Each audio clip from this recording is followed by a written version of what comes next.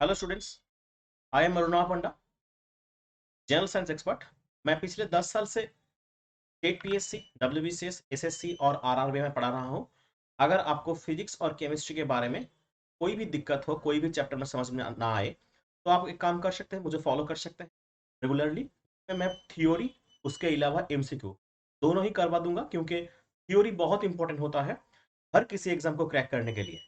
वैसे ही आज मैं एक छोटा सा हिस्सा लेके आया हूँ एक केमिस्ट्री का, तो आपको बहुत ही इंपॉर्टेंट रहता है किसी भी एग्जाम की अगर बात करें। चलिए देखते हैं कौन सा वो टॉपिक है जो बहुत इंपॉर्टेंट रहता है। आज हम बात करने वाले हैं आइसोटोप के बारे में। आइसोटोप होता क्या है, इसके बारे में हम पूरी जानकारी लेंगे। चलिए पहले मैं डेफिनेशन बता देता हूं। Isotopes are the atoms that have same number of proton and electron but the different number of neutron. मतलब क्या है? आइसोटोप एक तत्व है जिसका विभिन्न परमाणु जो होता है, जो परमाणु संख्या होता है वो समान होता है, लेकिन उसका नाभिक में मतलब न्यूक्लियस में उपस्थित न्यूट्रॉन संख्या भिन्न होता है। इसके बारे में ज्यादा जानने के लिए आपको क्या समझना पड़ेगा कि इलेक्ट्रॉन, प्रोटॉन और न्यूट्रॉन होता क्या है। अगर आपको यह जानकारी है तो ये आसानी से आपको दिक्कत नहीं आएगी। अगर नहीं जान पाए तो चलिए समझा देते हैं हम। देखिए, एक जो इलेक्ट्रॉनिक कॉन्फ़िगरेशन होता है, एक एटॉम के न्यूक्लियस में क्या क्या रहता है, प्रोटॉन रहता है और न्यूट्रॉन रहता है। प्रोटॉन का चार्ज होता है पॉजिटिव, न्यूट्रॉन का कोई चार्ज नहीं होता है, न्यूट्रल होता है। तो इसकी वजह से जो न्यूक्लियस का जो चार्ज होता है वो होता है पॉजिटिव, और इसके अराउंड क्या करता है, ये इलेक्ट्रॉन जो होता है, इलेक्ट्रॉन का चार्ज होता है नेगेटिव।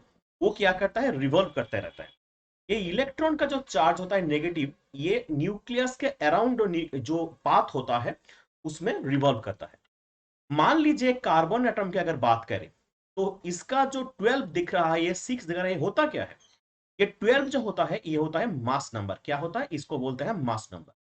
और ये 6 जो होता है इसको बोलते हैं हम प्रोटॉन नंबर, मतलब कितना प्रोटॉन है इसमें, प्रोटॉन नंबर। इसके अलावा अगर आपको यहां से न्यूट्रॉन नंबर की कैलकुलेशन करना पड़े, तो क्या करेंगे हम? मास नंबर से प्रोटॉन नंबर को बात देंगे, मतलब निकाल देंगे। तो रहता कितना है? 6। तो ये क्या निकला हमारा? ये निकला न्यूट्रॉन नंबर। याद करके जाइए। देखिए, ये मास नंबर जो होता है, मास नंबर और प्रोटॉन नंबर का डिफरेंस जो होता है ये न्यूट्रॉन नंबर होता है। यहां पर आइसोटोप के बारे में क्या कहा गया था?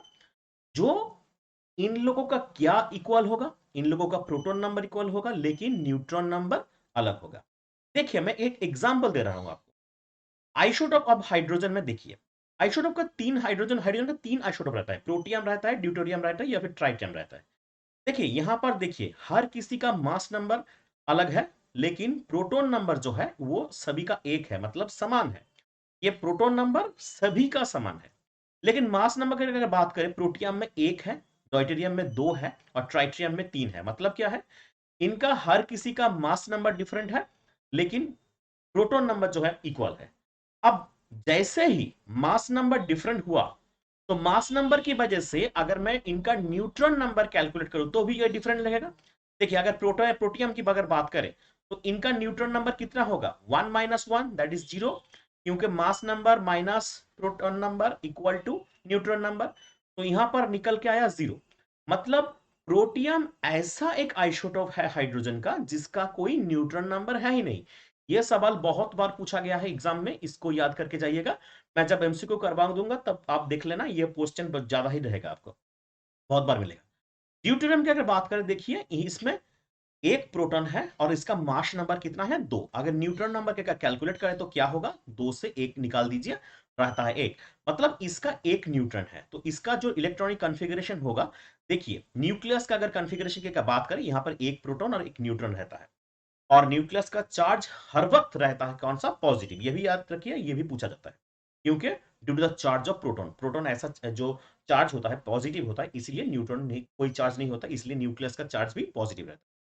अगर बात करें ट्राइट्रियम की, देखिए ट्राइट्रियम में जो हाइड्रोजन का जो मास नंबर है 3 है और प्रोटॉन नंबर है 1 है। तो अगर निकाल देंगे तो कितना रहेगा? 3 - 1 दैट इज 2। ठीक है, तो ये हुआ न्यूट्रॉन नंबर। देखिए हर किसी में, पहले बता दिया था कि हर किसी में इक्वल नंबर ऑफ प्रोटॉन है, एक एक एक, लेकिन न्यूट्रॉन नंबर 0 है, यहां पर 1 है, यहां पर 2 है। तो क्या डिफरेंस निकल के आया? न्यूट्रॉन नंबर डिफरेंट है। तो आइसोटोप वैसा ही होगा, वही तत्व होगा जिनका प्रोटॉन नंबर इक्वल होगा, लेकिन न्यूट्रॉन नंबर या फिर मास नंबर डिफरेंट है। देखिए, एक कार्बन है 612, कार्बन है 614, इन दोनों का देखिए क्या इक्वल है? प्रोटॉन नंबर इक्वल है। देखिए मास नंबर 12 है, इसमें 14 है। तो अगर कंपैरिजन करें तो निकाल क्या? न्यूट्रॉन नंबर निकालेंगे, इनमें से क्या निकल के आएगा? यहां पर निकल के आएगा 6 न्यूट्रॉन, यहां पर क्या निकल के आएगा? यहां पर 8 न्यूट्रॉन निकल के आएगा। आशा करता हूं ये टॉपिक अच्छे से आपको समझ में आया। अगर कोई क्वेश्चंस हैं, आप कमेंट बॉक्स में जरूर कमेंट कीजिएगा। जो भी क्वेश्चन है आपका मन में दुविधा है, वो आपको हम नेक्स्ट वीडियो में आके आपको क्लियर करवा देंगे। इसके अलावा इसके ऊपर, इस टॉपिक के ऊपर आपको एमसीक्यू भी मिलेगा नेक्स्ट वीडियो में। चलिए दिखा देते हैं दूसरी वीडियो में, तब तक के लिए धन्यवाद।